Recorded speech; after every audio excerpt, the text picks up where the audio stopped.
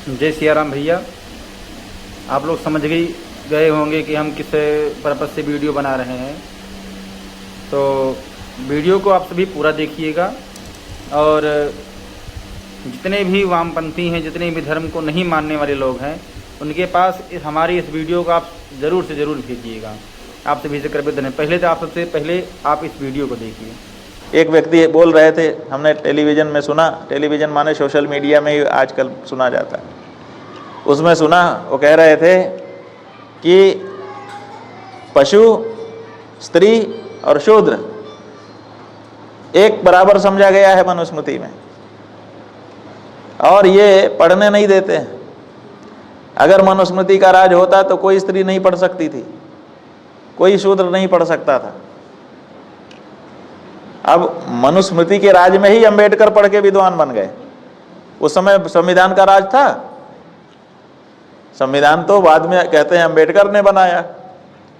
अगर मान भी लें कि अंबेडकर ने बनाया, हालांकि अंबेडकर ने नहीं बनाया, वो तो एक समिति थी, सबने मिलके बनाया, उसमें एक अंबेडकर भी थे। लेकिन फिलहाल मान लिया कि अगर अंबेडकर संविधान निर्माता थे तो पहले उन्होंने पढ़ लिख के विद्वत्ता हासिल की, तब उन्होंने संविधान बनाया, कि संविधान बनाने के बाद पढ़े और विद्वान हो गए।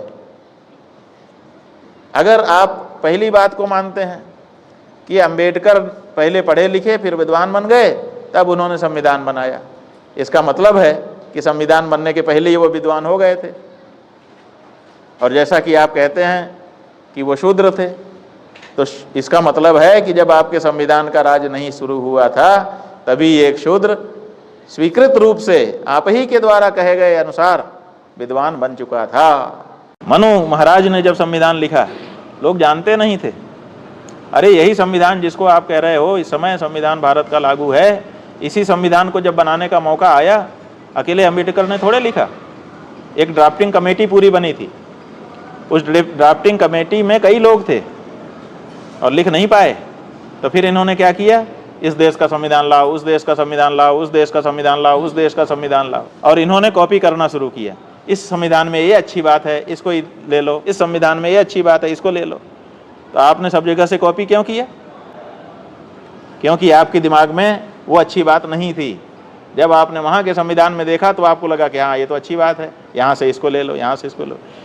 तो आपको स्वयं वो विचार आपके मस्तिष्क में नहीं आए, किसी ऐसे मनीषी के मस्तिष्क में पहले पहल आए होंगे।